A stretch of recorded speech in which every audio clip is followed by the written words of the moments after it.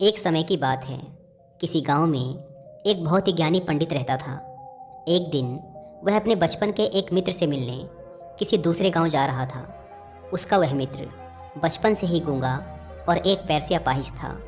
पंडित के गांव से मित्र का गांव काफ़ी दूर था और रास्ते में और भी कई सारे छोटे छोटे गांव पड़ते थे।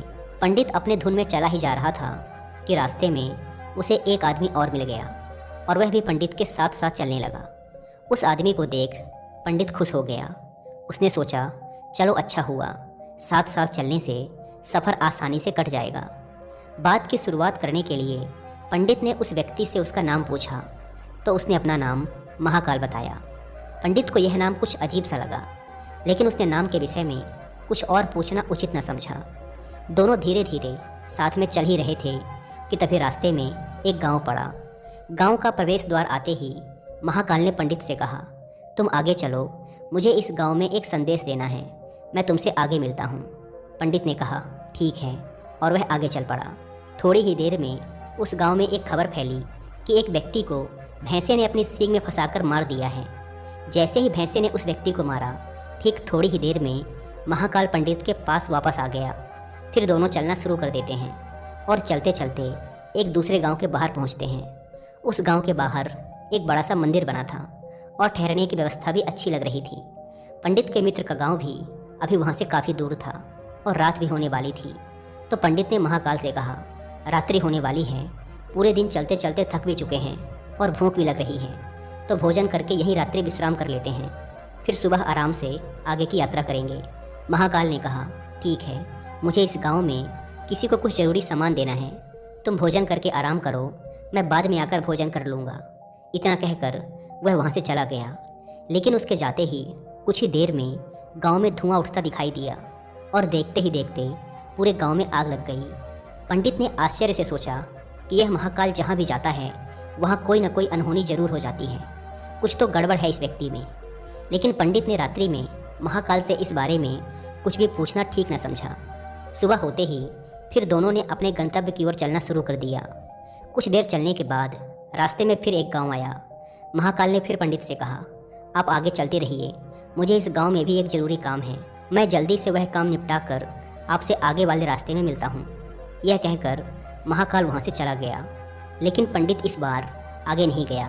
वह वहीं खड़ा होकर महाकाल को देखता रहा कि वह कहाँ जाता है और क्या करता है। तभी थोड़ी देर बाद लोगों की आवाज़ सुनाई देने लगी कि एक व्यक्ति को सांप ने काट लिया है और उसकी मृत्यु हो गई है। ठीक उसी समय महाकाल फिर पंडित के पास पहुंच गया। लेकिन इस बार पंडित से रहा नहीं गया और उसने महाकाल से पूछ ही लिया कि तुम जिस भी गांव में जाते हो वहां कोई ना कोई अनहोनी ज़रूर हो जाती है, क्या तुम मुझे बता सकते हो कि ऐसा क्यों होता है? महाकाल ने कहा, पंडित जी, आप तो मुझे बहुत ज्ञानी मालूम पड़े थे, इसीलिए मैं आपके साथ चलने लगा था, क्योंकि ज्ञानियों का साथ बहुत अच्छा होता है, परंतु आप अभी तक समझ नहीं पाए कि मैं कौन हूँ। पंडित ने कहा, मैं समझ तो गया हूँ, लेकिन मुझे कुछ शंका है, अगर आप ही अपना उपयुक्त परिचय दे दें तो मेरे लिए आसानी होगी। तब महाकाल ने जवाब दिया कि मैं यमदूत हूँ और यमराज की आज्ञा से उन लोगों के प्राण हरण करता हूँ जिनकी उम्र पूरी हो चुकी है। हालांकि पंडित को पहले से ही इस बात की आशंका थी, फिर भी महाकाल के मुंह से यह बात सुनकर वह घबरा गया। लेकिन फिर से हिम्मत करके पूछा, अगर ऐसी बात है और तुम सच में यमदूत हो तो बताओ कि अगली मृत्यु किसकी है? यमदूत ने जवाब दिया, अगली मृत्यु तुम्हारे उसी मित्र की है जिससे तुम मिलने जा रहे हो, और उसकी मृत्यु का कारण भी तुम ही बनोगे। यह बात सुनकर पंडित सहम गया और सोच में पड़ गया कि अगर सच में यह महाकाल यमदूत हुआ तो उसकी बात भी सच होगी और उसके कारण मेरे बचपन के सबसे अच्छे मित्र की मृत्यु हो जाएगी। तो सबसे अच्छा तो यही होगा कि मैं अपने मित्र से मिलने ही ना जाऊँ, कम से कम मैं उसकी मृत्यु का कारण तो नहीं बनूंगा। महाकाल ने मुस्कुराते हुए कहा, तुम जो सोच रहे हो वो सब मुझे पता है, मगर तुम्हारे अपने मित्र से मिलने ना जाने से नियति नहीं बदल जाएगी। तुम्हारे मित्र की मृत्यु तो निश्चित है और वह अगले कुछ ही पलों में घटित होने वाली है। महाकाल के मुंह से ऐसी बातें सुनकर पंडित को झटका लगा, क्योंकि महाकाल ने पंडित के मन की बातें पढ़ ली थी, जो कि एक सामान्य व्यक्ति के लिए संभव नहीं है। अब पंडित को विश्वास हो गया कि यह महाकाल सचमुच में यमदूत ही है। दोस्तों, कि उसका मित्र तेजी से उसकी तरफ चला आ रहा है, जो कि पंडित को देखकर अत्यंत प्रसन्न दिखाई पड़ रहा था। अपने मित्र के आने की गति को देखकर पंडित को ऐसा लगा कि जैसे उसका मित्र काफ़ी देर से उसका ही पीछा कर रहा है, लेकिन वह बचपन से ही गूंगा था और एक पैर से लंगड़ा भी। इसीलिए ना तो वह पंडित को आवाज़ देकर रोक पा रहा था और ना ही उस तक पहुंच पा रहा था। लेकिन जैसे ही वह पंडित के पास पहुंचा, अचानक ही ज़मीन पर गिर पड़ा और उसकी मृत्यु हो गई। पंडित हक्का बक्का होकर महाकाल की ओर देखने लगा, जैसे कि वह पूछना चाह रहा हो कि आखिर क्या हुआ। महाकाल पंडित के मन में उठ रहे प्रश्नों को समझ गया और बोला, तुम्हारे मित्र ने पिछले गांव में ही तुम्हें देख लिया था और वह वहीं से ही तुम्हारा पीछा कर रहा था, लेकिन गूंगा और लंगड़ा होने की वजह से वह तुम तक नहीं पहुंच पाया। उसने अपनी पूरी ताकत लगाकर तुम तक पहुंचने का प्रयास किया, लेकिन बुढ़ापे में बचपन जैसी ताकत नहीं होती। इसीलिए हृदयघात के कारण तुम्हारे मित्र की मृत्यु हो गई, क्योंकि वह तुमसे मिलने के लिए अपनी सीमाओं को तोड़कर तुम्हारे पीछे भाग रहा था। इसीलिए अपने मित्र की मृत्यु का कारण भी तुम ही कहलाओगे। अब पंडित को पूर्णतः यह विश्वास हो गया था कि महाकाल एक यमदूत है और उसका कार्य जीवों के प्राण हरना है। लेकिन पंडित एक ज्ञानी व्यक्ति था। वह यह भी जानता था कि मृत्यु पर किसी का वश नहीं है, सबको एक ना एक दिन मरना ही है। यही सोचकर उसने अपने आप को संभाल लिया। लेकिन अचानक ही पंडित के मन में स्वयं की मृत्यु के बारे में जानने की इच्छा हुई। इसीलिए उसने महाकाल से पूछा, जब मृत्यु मेरे मित्र की होनी थी तो तुम शुरू से ही मेरे साथ क्यों चल रहे थे? यह प्रश्न सुनकर महाकाल जोर से हंसा और बोला, मैं तो हर पल हर क्षण सभी के साथ चलता हूँ, किंतु लोग पहचान नहीं पाते, क्योंकि लोगों के पास अपनी समस्याओं के अलावा किसी और व्यक्ति, वस्तु या घटना के बारे में सोचने, समझने या उसे देखने का समय ही नहीं होता। पंडित ने कहा, तो क्या तुम ये बता सकते हो कि मेरी मृत्यु कब, कहाँ और कैसे होगी? महाकाल ने कहा, हालांकि किसी भी सामान्य जीव के लिए अपनी मृत्यु के बारे में जानना ठीक नहीं है, क्योंकि कोई भी जीव हो वह अपनी मृत्यु के बारे में जानकर दुखी ही होता है। परंतु तुम ज्ञानी व्यक्ति मालूम पड़ते हो और तुमने जिस तरीके से अपने मित्र की मृत्यु को सहन कर लिया है, उसे देखकर लगता है कि तुम अपनी मृत्यु के बारे में जानकर भी दुखी नहीं होगे। तो तुम्हारी मृत्यु आज से ठीक 6 महीने बाद आज ही के दिन किसी दूसरे राज्य में फांसी लगने से होगी। और सबसे आश्चर्य की बात तो ये होगी कि तुम स्वयं ही खुशी से उस फांसी को स्वीकार कर लोगे। इतना कहकर महाकाल वहाँ से चला गया, क्योंकि अब महाकाल के पास पंडित के साथ चलते रहने का कोई कारण ना था। इसके बाद पंडित ने अपने मित्र के शरीर का अंतिम संस्कार किया और यथाशक्ति उसके क्रियाकर्म करके अपने गांव वापस आ गया। लेकिन कोई व्यक्ति कितना भी ज्ञानी क्यों ना हो, अपनी मृत्यु के बारे में जानकर दुखी तो होता ही है और मृत्यु से बचने का कोई ना कोई उपाय भी खोजता है। तो पंडित ने भी वही किया। क्योंकि पंडित विद्वान था, इसीलिए उसकी पहचान उस राज्य के राजा तक थी। पंडित ने सोचा कि राजा के पास तो कई सारे ज्ञानी मंत्री हैं, वो मेरी मृत्यु से संबंधित समस्या का कोई ना कोई समाधान निकाल ही लेंगे। पंडित यही सब सोचता हुआ राज दरबार में पहुंच जाता है और राजा से सारी घटना कह सुनाता है। राजा ने अपने मंत्रियों को सारी समस्या बताई और उनसे सलाह मांगी। अंत में सभी ने विचार विमर्श करके कहा, अगर पंडित की बात सही है तो उसकी मृत्यु भी 6 महीने बाद ही होगी।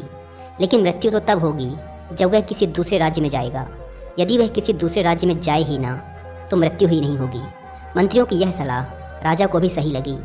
इसके बाद पंडित के रहने की सारी व्यवस्था महल में ही कर दी गई और राजा के आदेश के बिना उस पंडित से किसी को भी नहीं मिलने दिया जाता था। लेकिन पंडित कहीं भी आ जा सकता था, ताकि पंडित को ये न लगे कि वो राजा की कैद में है। परंतु पंडित डर के मारे स्वयं ही कहीं आता जाता नहीं था। धीरे धीरे महीने गुजरे और पंडित की मृत्यु का समय नज़दीक आने लगा और अंततः वह भी दिन आ गया जिस दिन पंडित की मृत्यु होनी थी। तो जिस दिन पंडित की मृत्यु होनी थी उसकी एक रात पहले पंडित डर के मारे जल्दी ही सो गया, ताकि जल्दी से वह रात बीत जाए और अगला दिन आ जाए, ताकि मृत्यु टल सके। लेकिन पंडित को नींद में चलने की बीमारी थी और अपनी इस बीमारी के बारे में वह स्वयं ही नहीं जानता था। तो फिर राजा, मंत्री या किसी वैद्य को इसके बारे में बताने का कोई प्रश्न ही नहीं उठता। पंडित अपनी मृत्यु को लेकर बहुत चिंतित था, इसीलिए वह पिछले कई दिनों से ठीक से सो भी नहीं पाया था। और नींद में चलने की बीमारी भी तभी होती है जब व्यक्ति ठीक से सो नहीं पा रहा हो। तो उस रात भी पंडित को नींद में चलने का दौरा पड़ा। वह उठा और महल से निकलकर अस्तबल में गया। क्योंकि पंडित राजा का खास मेहमान था, इसीलिए किसी भी पहरेदार ने उसे नहीं रोका और ना ही किसी तरह की कोई पूछताछ की। अस्तबल में पहुंचकर वह सबसे तेज चलने वाले घोड़े की पीठ पर सवार होकर नींद में ही अपने राज्य की सीमा से बाहर दूसरे पड़ोसी राज्य में चला गया। इतना ही नहीं, वह दूसरे राज्य के राजा के महल में पहुंच गया। उस महल के पहरेदारों ने भी उसे नहीं रोका और ना ही कोई पूछताछ की। सभी लोग रात्रि का अंतिम प्रहर होने के कारण गहरी नींद में थे। वह पंडित सीधे राजा के शयन कक्ष में पहुंचा, जहां राजा और रानी सो रहे थे। वहीं पंडित भी जाकर सो गया। सुबह हुई तो राजा ने पंडित को रानी के बगल में सोया हुआ देखा तो वह बहुत क्रोधित हो गया। राजा ने पंडित को कैद करने का आदेश दे दिया। पंडित गिरफ्तार हो गया, लेकिन पंडित तो भौचक्का था। उसे तो कुछ समझ नहीं आ रहा था कि आखिर वह दूसरे राज्य में और राजा के शयन कक्ष तक कैसे पहुंचा। लेकिन वहाँ उसकी ये सब सुनने वाला कौन था। राजा ने पंडित को दरबार में पेश करने का आदेश दिया। थोड़ी देर बाद पंडित को दरबार में लाया गया। पंडित को देखते ही राजा इतना आग बबूला हो गया कि उसे फांसी पर चढ़ा देने का हुक्म सुना दिया। फांसी की सज़ा सुनकर पंडित कांप गया, लेकिन फिर भी थोड़ी सी हिम्मत जुटाकर राजा से बोला, महाराज, मैं नहीं जानता कि मैं राजमहल तक कैसे पहुंचा। मैं यह भी नहीं जानता हूं कि आपके शयन कक्ष तक मैं कैसे आया और आपके महल के किसी पहरेदार या सैनिक ने मुझे रोका क्यों नहीं। लेकिन मैं इतना ज़रूर जानता हूं कि आज मेरी मृत्यु होनी थी और वो होने भी जा रही है। राजा को यह बात थोड़ी अजीब लगी। उसने पंडित से पूछा, तुम्हें कैसे पता कि आज तुम्हारी मृत्यु होनी है। राजा के इस प्रश्न के जवाब में पंडित ने पिछले 6 महीने का सारा वृत्तांत राजा को कह सुनाया और बोला, महाराज, मेरा क्या, किसी भी सामान्य व्यक्ति में इतना साहस नहीं कि वह राजा के शयन कक्ष में राजा की उपस्थिति में रानी के साथ सो जाए। राजा को पंडित की बात में थोड़ा तर्क दिखाई पड़ा, परंतु उसने सोचा कि यह मृत्यु से बचने के लिए महाकाल और उसके द्वारा अपने मृत्यु की भविष्यवाणी की कहानी बना रहा है। इसीलिए राजा ने पंडित से कहा, यदि तुम्हारी बात सत्य है और आज ये तुम्हारी मृत्यु का दिन है, जैसा कि यमदूत महाकाल ने तुमसे कहा था, तो आज तुम्हारी मृत्यु का कारण मैं नहीं बनूंगा। लेकिन यदि तुम्हारी बात झूठी निकली तो निश्चित ही आज तुम्हारी मृत्यु का दिन होगा, क्योंकि जिस राज्य से पंडित आया था उस राज्य का राजा इस राजा का मित्र था। इसीलिए इस राजा ने तुरंत अपने कुछ सैनिकों को पड़ोसी राजा के पास भेजकर पंडित की बात की सत्यता का प्रमाण मांगा।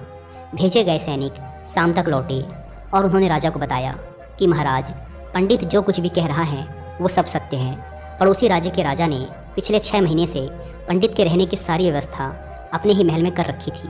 पंडित राजा का खास मेहमान था। कल शाम राजा आखिरी बार पंडित से उसके कक्ष में मिले थे और उसके बाद यह इस राज्य में कैसे पहुंच गया, इसकी जानकारी किसी को भी नहीं है। इसीलिए उस राज्य के राजा के अनुसार पंडित को फांसी की सज़ा देना ठीक नहीं है। लेकिन राजा के सामने एक नई समस्या थी, क्योंकि उसने बिना पूरी बात जाने ही पंडित को फांसी की सज़ा सुना दी थी। इसीलिए अगर पंडित को फांसी नहीं दी जाती तो राजा के वचन का अपमान हो जाएगा। लेकिन अगर राजा की बात का मान रखा जाए तो बेवजह ही एक निर्दोष व्यक्ति की मौत हो जाएगी। राजा ने अपने सभी मंत्रियों से इस बारे में सुझाव मांगा तो मंत्रियों ने राजा को सुझाव दिया कि महाराज, पंडित को एक कच्चे सूत के धागे से फांसी लगवा दी जाए। इससे आपके कथन का भी मान रह जाएगा और कच्चे सूत के धागे से पंडित को फांसी भी नहीं लगेगी और उसके प्राण भी बच जाएंगे। राजा को मंत्रियों का यह सुझाव पसंद आया और उसने ऐसा ही करने का आदेश दे दिया। पंडित के लिए कच्चे सूत के धागे से फांसी का फंदा बनाया गया और नियम के अनुसार पंडित को फांसी पर चढ़ाया जाने लगा। सभी लोग बहुत खुश थे कि ना तो पंडित मरेगा और ना ही राजा का वचन खाली जाएगा। पंडित को भी पूर्ण विश्वास था कि सूत के धागे से तो उसकी मृत्यु हो ही नहीं सकती। इसीलिए वह भी खुशी खुशी फांसी पर चढ़ने के लिए तैयार हो गया। जैसा कि महाकाल ने भविष्यवाणी की थी कि तुम खुद ही अपनी फांसी को स्वीकार करोगे। लेकिन जैसे ही पंडित को फांसी दी गई, सूत का धागा तो टूट गया, लेकिन टूटने से पहले उसने अपना काम कर दिया था। पंडित के गले की एक नस सूत के धागे के झटके से कट चुकी थी और पंडित जमीन पर पड़ा तड़प रहा था। हर धड़कन के साथ उसके गले से खून की फुहार निकल रही थी और देखते ही देखते पंडित का शरीर पूरी तरह से शांत हो गया। सभी लोग आश्चर्यचकित थे और पंडित को मरता हुआ देख रहे थे। किसी को विश्वास नहीं हो रहा था कि कच्चे सूत के धागे से भी किसी इंसान की मृत्यु हो सकती है। लेकिन घटना तो घट चुकी थी। नियति ने अपना काम कर दिया था और महाकाल की भविष्यवाणी सच हो चुकी थी। श्रीमद् भगवद गीता में भगवान श्री कृष्ण ने कहा है, जो होना होता है वो होकर ही रहता है। हम चाहे कितनी ही सावधानी बरतें, कितना ही उपाय कर लें, लेकिन घटना और घटना की पूरी प्रणाली पहले से ही तय होती है, जिसे हम थोड़ा सा भी इधर उधर नहीं कर सकते। दोस्तों, शायद इसीलिए ईश्वर ने हमें भविष्य जानने की क्षमता नहीं दी है, ताकि हम अपने जीवन को ज़्यादा बेहतर तरीके से जी सकें। और यही बात उस पंडित पर भी लागू होती है। अगर पंडित ने महाकाल से अपनी मृत्यु के बारे में ना पूछा होता तो 6 महीने तक राजा के महल में कैद रहकर डर डर कर जीने की बजाय ज़्यादा बेहतर जीवन जीता। दोस्तों, मुझे उम्मीद है कि आपको यह कहानी पसंद आई होगी।